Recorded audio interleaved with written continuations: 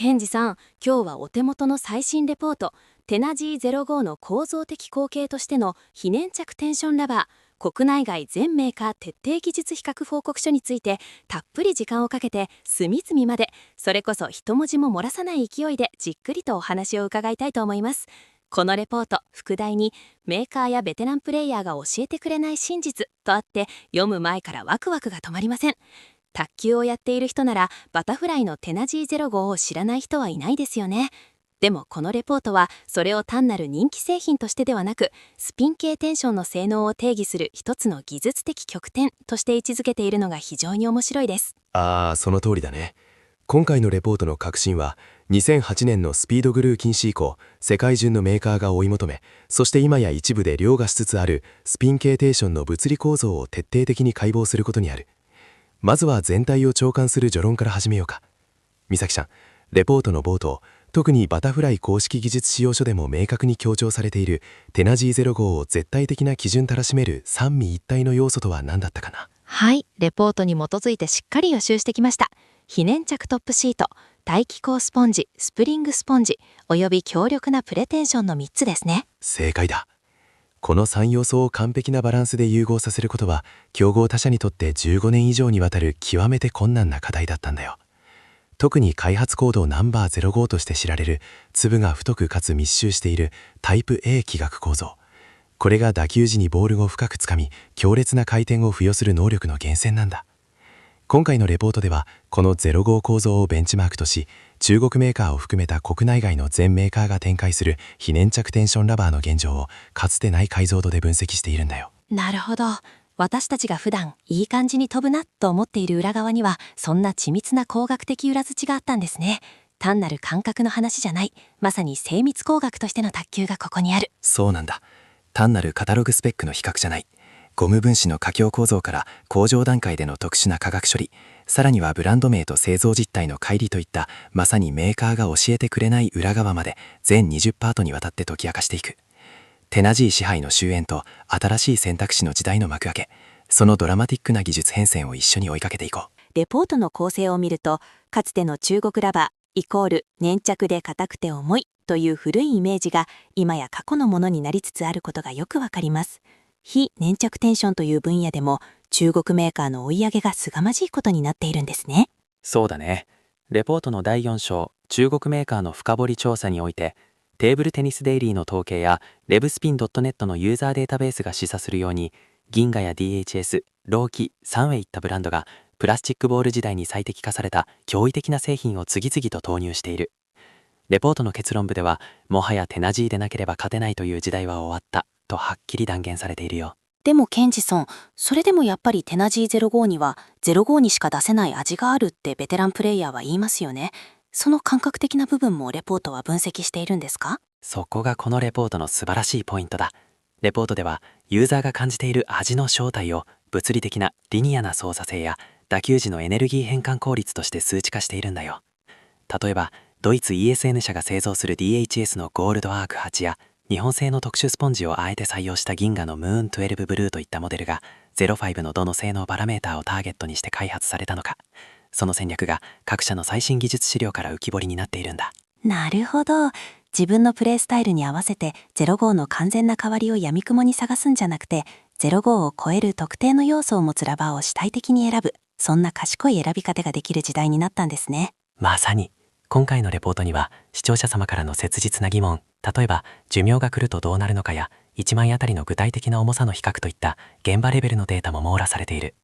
これから詳しく見ていくけど、各パート平均1900文字以上の情報密度で一つ一つのメーカーの執念を解剖していきなよ。美咲ちゃん、準備はいいかな？はい。ケンジさんの論理的な解説があれば、どんなにマニアックな配合データが出てきても納得できそうです。それでは第1章、テナジリ05の構造的解剖から本格的に議論をスタートさせましょう。それでは本編に入りましょう。まずは第1章、スピン系テンションの絶対王者、テナジー05の幾何学構造についてです。レポートではタイプ A という言葉がキーワードになっていますよね。スピン系テンションラバーの技術を理解する上で、このタイプ A という設計思想を知ることは絶対条件なんだ。美咲ちゃん、レポートの根拠資料である TT ギアラブの幾何学解析データを詳しく見てごらん。テナジー05が採用したノー05の粒形状は粒が太くかつ密集しているシリンダー型なんだよ。粒の密度が性能に関係しているんですか？決定的な関係がある。同解析によれば、中心間距離が約 2.2 ミリから 2.3 ミリという極めて高い密度で配置されている。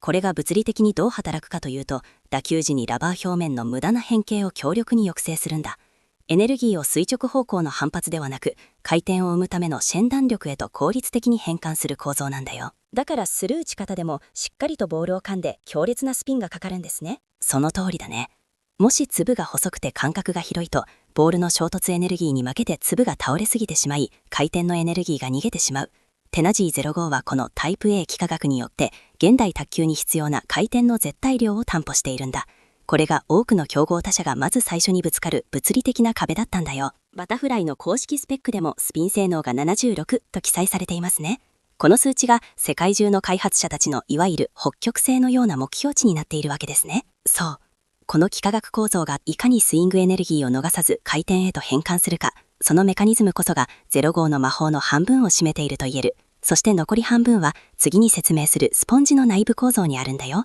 この微細な粒の配置がプラスチックボール特有の滑りを物理的にキャンセルする。まさに計算し尽くされた幾何学だね。幾何学構造の次は鮮やかなオレンジ色のスプリングスポンジについてです。レポートでも大気候スポンジとしての先駆性が詳しく分析されていますよね。これ普通のスポンジと何が違うんですか？これは2008年の革命だね。バターフライ公式技術使用書によれば、スプリングスポンジの最大の特徴は、肉眼でもはっきり確認できるほどの大きな独立気泡、大気泡にあるんだ。美咲ちゃん、スポンジを横から見たとき、蜂の巣のようにボツボツと穴が開いているように見えるだろ？はい。あれが掴んでから弾き出す独特の感触を生んでいるんですよね。物理学的に言えば、この気候構造は打球の衝撃を立体的に分散させ、エネルギーを一旦蓄積するバネの役割を果たしているんだよ。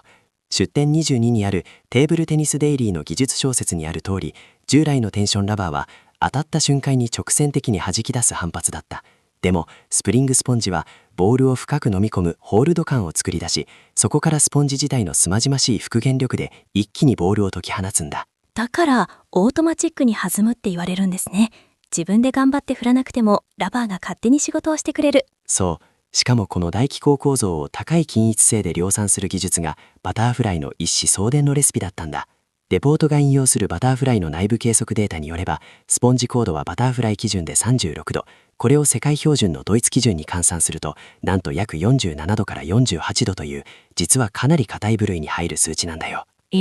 47度？打った感じはもっと柔らかく感じますけど。それこそが大気候構造による疑似的な柔軟性なんだよ。物理的な高度で反発力を稼ぎつつ、構造の隙間でボールの食い込みを作る、この二律背反を解決したのがテナジー05の凄みなんだね。この機構のサイズ管理がいかに打球間の安定性に直結しているか、その微細制御の重要性についてもレポートは熱く語っているよ。ここからはレポートの第2章、メーカーやベテランプレイヤーが教えてくれない真実のコーナーです。まず最初のトピック、スプリングスポンジの物理的実態と製造技術の汎用化。これバタフライだけの特権じゃなくなったってことですか？美咲ちゃん、多くのベテランがスポンジはバタフライにしか作れないと今でも信じているけれど、 TT ギアラボの技術分析によれば、その神話はすでに崩れているんだ。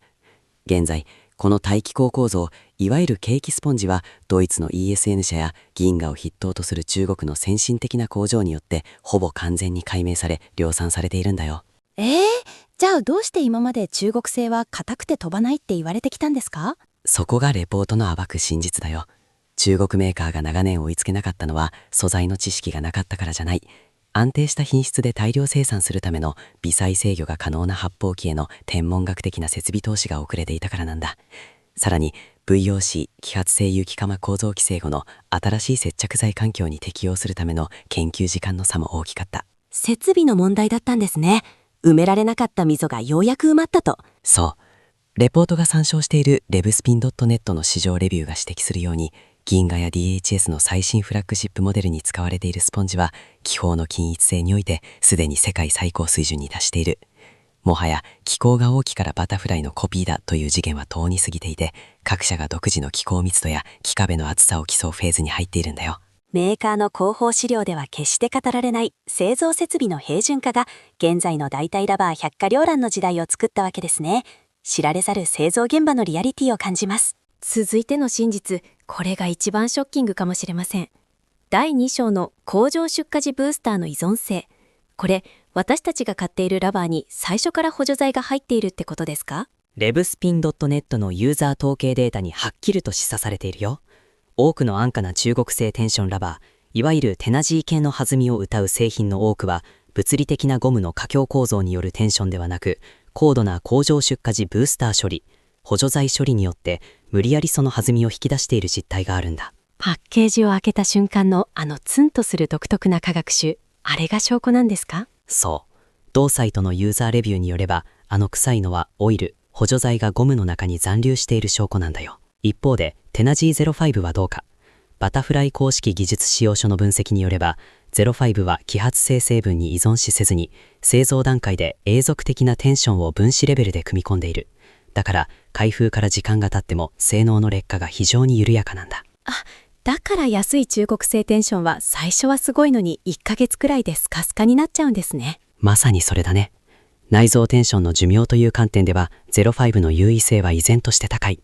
レポートは安価な代替品を選ぶ際の最大のリスクとして、この性能の賞味期限の短さを挙げているよ。科学的な膨張剤で膨らませたバネはいずれ必ず沈んでしまうからね。メーカーは内蔵テンションという言葉で一括りにしますけど、その中身が物理的な張りなのか科学的な膨張なのかで全く価値が違う。これはカタログを読んでいるだけじゃ絶対にわからない、このレポートならではの真実ですね。レポートの第3章はブランドの正体についてです。ここでは OEM 製造の迷宮という言葉が使われていますね。私の使っているこのラバー、実は違う会社が作っているかもしれないということですか？卓球用具界の常識だけど、テーブルテニスデイリーの業界レポートにある通り、世界中の卓球ブランドの多くが自社工場を持たず、特定の製造元 OEM に生産を委託しているんだよ。美咲ちゃん、例えば DHS のゴールド8、これどこの国で作られていると思う？それはもちろん中国のトップブランドなんだから中国製ですよね。残念、外れだ。ドイツ ESM 社の公式サプライヤーリストをよく見てごらん。ゴールド8はドイツの ESN 社で製造されているんだよ。つまり中身は実質的にドイツ製テンションそのものなんだ。中国の看板を掲げながら中身は欧州。逆に欧州ブランドの低価格帯ラバーの多くは中国の銀河やセブントゥーナインの工場で生産されている実態がある。そんな逆転現象が起きているんですね。なんだか騙された気分。騙されているわけじゃないけど、ブランド名だけでラバーの性格を判断するのは危険だというレポートの警告だね。DHS がドイツに委託したのは、自社が苦手とする非粘着テンションのノウハウを世界一の OEM メーカーである ESN から買うため、戦略的な選択なんだよ。ブランド名というフィルターを通さずに、そのラバーがどこのどんな窯で生まれたのか、その製造実態を知ることで真の性能が見えてくるんですね。この OEM の迷宮を知ることは、現代の賢いプレイヤーにとっての必須教養になりそうです。それでは第4章。いよいよ中国メーカーの具体的な製品調査に入りましょう。まずは先ほども話題に出た DHS のゴールドアーク8です。オーリキキンやマロンといった伝説の選手のフィードバックを受けて開発されたというかなり気合いの入ったモデルですよね。 DHS が自国のプライドを横に置いてドイツ ESN の技術を全面的に導入した衝撃作だね。 DHS 公式カタログによればゴールドアーク8は大気候ケーキスポンジと高摩擦の非粘着トップシートを見事に組み合わせている。テナジー005と比較した際の最大の特徴はそのリニアな操作性にあるんだよ。リニアな操作性、具体的にどういう感覚なんですか？テナジー005はどんな打ち方でも自動的に回転がかかり弧線が高くなるというオートマチックさがある。対してゴールドアーク8はドイツ ESN 社の技術白書が指摘するように自分の打球の強さに応じて正直に出力が変化するんだ。退場処理やブロックのような微細なタッチではテナジーよりも弾みが適度に抑えられて精密なコントロールができる。勝手に飛ばないから短いレシーブとかがやりやすいってことですね。そう、一歩下がってフルスイングした時にはドイツ製スポンジのパワーが全開になりテナジーに負けない飛距離が出る。プロ選手が好む自分のスイングをそのままボールに反映させる特性をドイツの技術で実現したわけだね。レポートにはゴールドアーク9についても触れられています。9は8よりもさらに初速を追求しているね。でも005のような食い込みの深さを求めるなら、やはり8の方が後継としてはふさわしい。この DHS× ドイツという異色のコラボがいかに中国ナショナルチームの戦術を補完したか、その戦略的意義についてもレポートは高く評価しているよ。次は個人的に一番気になっているラバーです。銀河のムーン12ブルー。2023年に発表されたばかりの最新作ですよね。パッケージの鮮やかな青色がすごく綺麗で SNS でも話題になっていました。これは銀河というメーカーの恐るべき調達力を象徴する製品だね。レポートが引用する銀河公式技術白書には耳を疑うような記述がある。なんと中国メーカーである銀河がこのムーン12ブルーのために日本製12番ミディアム柔軟スポンジを特別に採用しているんだ。中国製ラバーなのに中身は日本のスポンジなんですか？それって贅沢すぎませんか？異例中の異例だね。銀河の第8世代マックス転生技術という名前がついているけれど、レポートが参照している TT ギアラボの打球音解析によれば、その弾みの心臓部は日本の高度な発砲技術に依存しているんだよ。ターゲットは明確にテナジー 05FX のような食い込みと使いやすさを重視するそうだ。確かに FX ユーザーって柔らかいけどしっかり飛ばしてくれる日本製スポンジに惚れ込んでいますもんね。それを中国メーカーが採用しちゃうなんて。しかもこのラバーはとにかく軽いんだ。テーブルテニスデイリーの実測重量データによれば、テナジー 05FX と比較してもさらに軽量で、バックハンドの振り抜きが劇的に向上する。打球感は非常に柔らかく、エラー許容度、許容される打球や角度の幅が驚くほど広い。中国製特有の硬さや重さへのアレルギーを日本のスポンジという禁断の果実で解消しちゃったわけですね。レポートではレブスピン .net の評価を引用して価格で FX の代わりになり得る唯一の存在とまで称賛されているよ。銀河のこの良いものはどこからでも持ってくるという合理的な姿勢、今後の勢力図を大きく変えそうだね。中国のロッシボブランド729についても伺いましょう。私が子供の頃はカチカチに硬い粘着ラバーのイメージでしたけど、今のラインナップは全然違うみたいですね。729は今、ブランドの再定義、リブランディングに必死だね。レポートで紹介されているフォーカス3スナイプは、レブスピン .net で中国製非粘着テンションの生ける古典と呼ばれている。非常に軽量で打球感がクリア。パワーこそテナジー05には及ばないけれど、コントロールの良さは抜群だ。さらに最新のプレストシリーズ、これが05の構造にかなり近いとか。そうだね。729公式製品カタログによれば、プレストシリーズはマクロコーラス大気候スポンジを全面的に採用している。特にプレストスピンというモデルは、トップシートをあえて厚く設計することで、ボールとの接触時間を物理的に長くしているんだよ。接触時間を長く、それってまさに05がタイプ A 幾何学で実現しようとしていたことですよね。正解。レポートの物理シミュレーション分析では、プレストスピンは05特有の高い弧線を安く再現することに成功していると評価されている。ロシオがプライドを捨てて現代のトレンドを全力で研究し、さらに独自なアレンジを加えている。1800文字のボリュームを生かして解説するなら、このフォーカス3の軽量設計がいかに現代の重たいラケットとのバランスを取るのに最適か。レポートはそうした実用的なメリットについても触れているね。729の現代化は単なるスペックの向上ではなく、ユーザーの切実な悩みを解決する方向に向かっているのがわかります。コスパといえば、このラバーを忘れてはいけません。パリオの AK47 シリーズ。これ海外の通販サイトだと驚くような値段で売っていますよね。中国製非粘着テンションの中で世界的に最も成功したシリーズの一つだろうね。パリオ公式データシートによれば、ブルー、レッド、イエローの3色展開でそれぞれコードが明確に差別化されている。みさきちゃん、特にブルーの人気がすごいことを知っているかな？はい。レブスピン .net の換算表でも1500円くらいで買えるのに 05FX みたいに打てるって評判ですよね。その通り。同サイトのデータによれば、ブルーのスポンジコードは38から40度、ドイツ基準換算と非常に柔らかい。ハイテンション技術としてはさっき話したブースター依存型ではあるけれど、その爽快な打球感と圧倒的な安さはジュニア層や多球年収用の予備ラバーとしてこれ以上ない選択肢になっている。でも安すぎると性能が不安になります。そこは割り切りが必要だね。テーブルテニスデイリーの耐久性テスト結果が警告するように AK47 は寿命が来ると性能が崖から落ちるように低下する。でも1枚の値段で05が数枚買えるなら、月1回新品に張り替えた方が常に高いパフォーマンスを維持できるという極めて合理的な逆転の発想ができるプレイヤーには最高の味方なんだ。なるほど。高級ラバーを無理して長く使うより、格安ラバーを常に新品で使う。まさにそれ。レポートはこのパリオの戦略を低価格テンションのパイオニアとして高く評価している。このブルーが持つ驚き的な軽量性能約 40g がいかに現代のラケット総重量問題の救い手役なのか、その隠れた魅力についてもレポートは言及しているよ。1枚2000円以下の機材を月単位で使い尽くすという戦略が現代の練習効率を最大化する一つの答えなのかもしれないね。中国メーカー深掘りの締めくくりは、新興勢力のローキーとサンウェイです。この2社、最近の技術革新がとにかく尖っていますよね。非常に野心的だね。まずローキーのテルソン100、ローキー技術発表資料によれば、彼らは堂々とジャパニーズテクノロジーをパッケージに謳い、スピン系テンションの最高峰を目指している。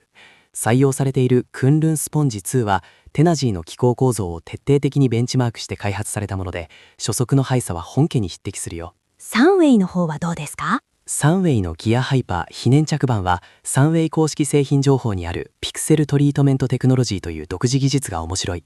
ゴム表面にナノレベルの特殊なテクスチャ加工を施すことで、非粘着でありながらボールを噛む感覚を物理的に強化しているんだ。表面のベタつきに頼らず摩擦の面積を増やす発想ですね。その通り。さらにターゲットユーロ40プラスというモデルでは欧州スタイルの薄いシートと長い粒を採用し、スポンジの弾性を極限まで引き出そうとしている。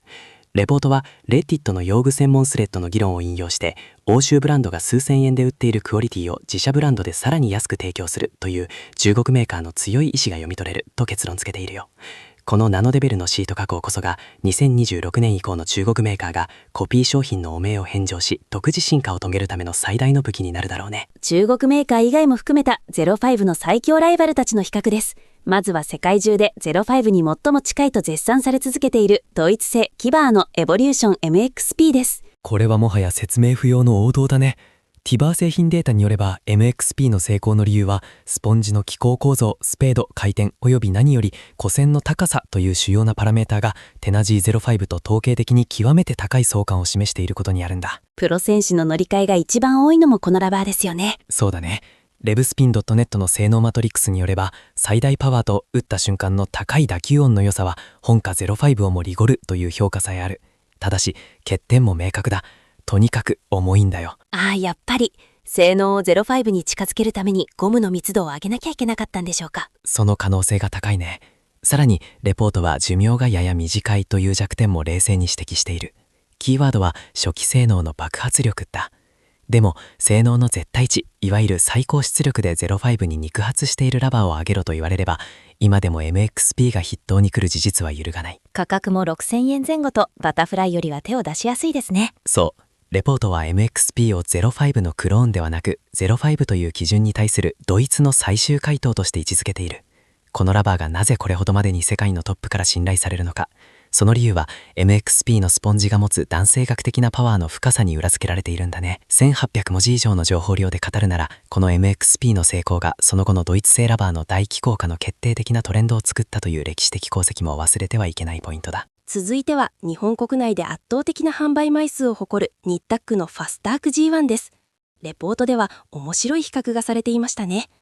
テナジー05はオートマチックだが G1 はマニュアルであると。これは G1 というラバーの本質を見事に仕抜いた表現だね。レディットのユーザーコミュニティにおけるディスカッションによれば G1 は05の構造をコピーしようとはしなかった。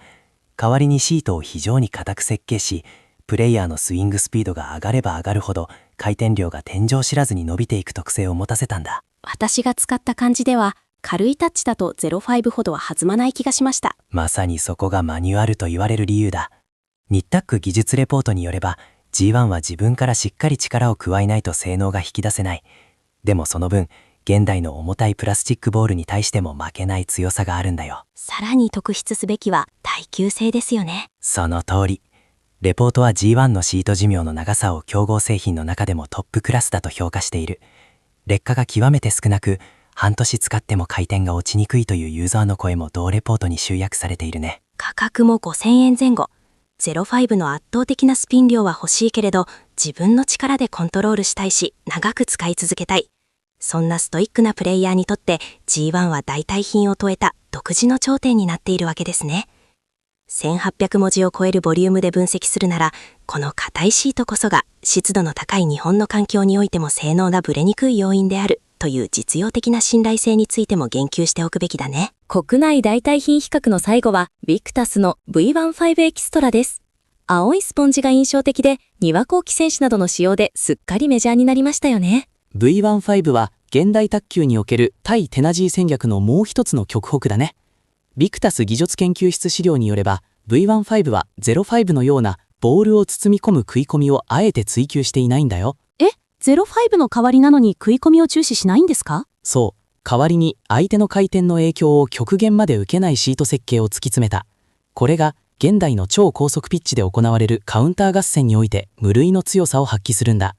RevSpin.net のユーザー評価分析では、ブロックとカウンターに関しては V15 の方が05よりも確実性が高いという結論が出ているね。相手の回転を無視して自分の好きなコースにパチンと叩き込めるわけですね。その通り、05が自分で回転を作るラバーなら、V15 は相手の力を利用してコースで抜くラバーといえるプレースタイルによって選ぶべきということだね。レポートはこの V15 を現代卓球の高速化に対する工学的な最適解として位置づけているよ。続いての質問です。バックハンドに 05FX を使っています。柔らかい打球感を中国製の安いので再現できますか？ 05FX の魅力は何といっても32度の柔らかいスポンジによる高いエラー許容度だよね。テーブルテニスデイリーの代替品調査によれば、これを中国製で探すのはかつては至難の誤差だったんだ。中国製って柔らかくてもボヨーンとするだけで弾まないイメージがありますもんね。ところがここで再登場するのが銀河のムーン12ブルーミディアムソフトだよ。レポートにある TT ギアラボの打球音解析をよく見てごらん。日本製スポンジを採用したこのモデルは、中国製特有の中身の詰まった重さがなく、打球時の音も響きも FX に極めて近いレベルまでチューニングされているんだ。お、ついに出会いましたね。バックハンドの救世主。そう、レポートの比較データでは、バックハンドでのつっつきの安定性や軽い力でのフリックのやりやすさにおいて、ムーン12ブルーは 05FX と遜色ないスコアを出している。しかもお値段は FX の3分の1以下。そこが最大のポイントですね。レポートが引用するレッティットの経済性分析によれば、これはバックハンドにおける知的な節約なんだよ。フォアはこだわり抜いて05を使いつつ、バックはムーン12ブルーでコストを抑え、その分練習時間を増やす。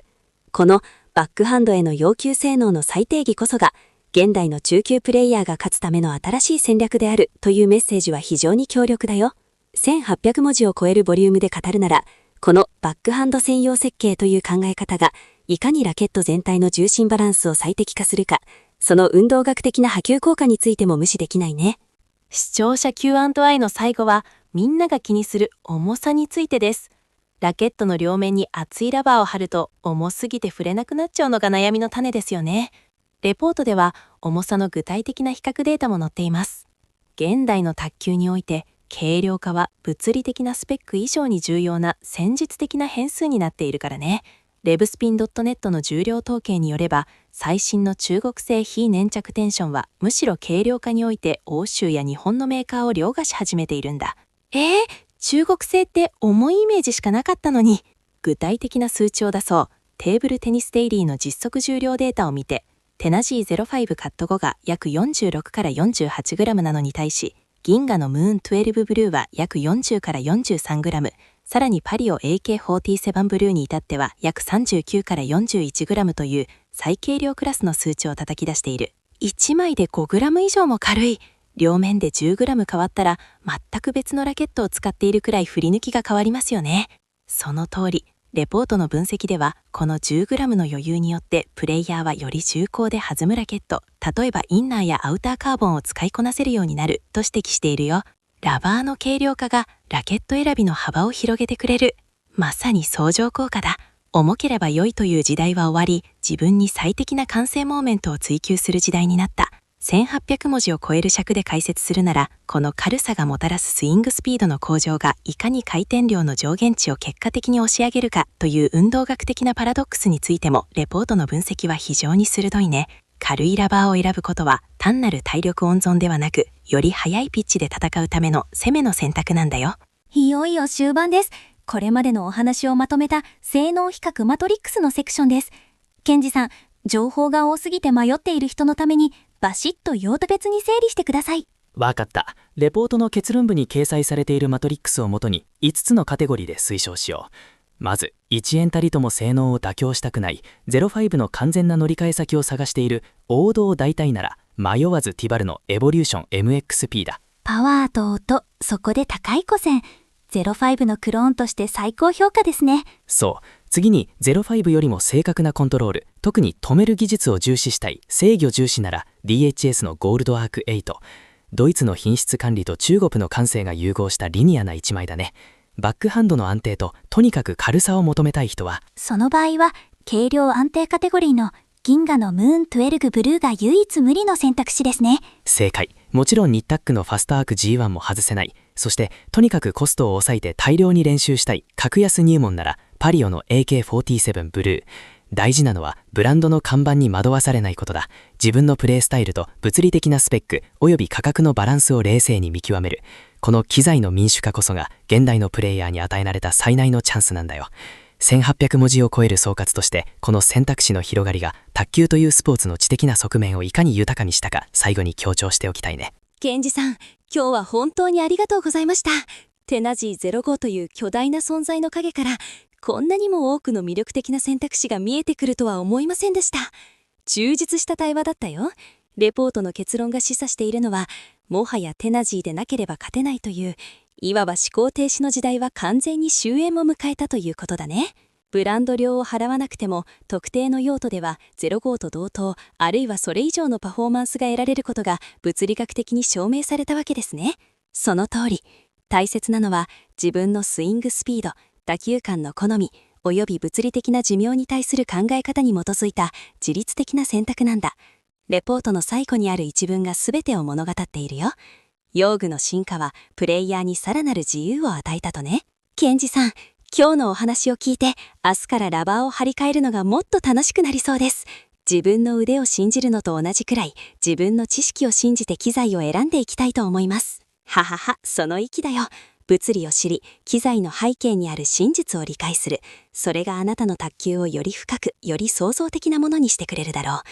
今日は最高にエキサイティングな解析だったね。1800文字を締めくくる最後の言葉として、機材への深い洞察がプレイヤーの卓球 IQ を一段階引き上げるというレポートのメッセージを視聴者の皆さんに届けたいね。はい。それでは皆さん、自分にぴったりの相棒を見つけて、新しい卓球ライフを全力で楽しんでくださいね。また次回の分析でお会いしましょう。さようなら。さようなら。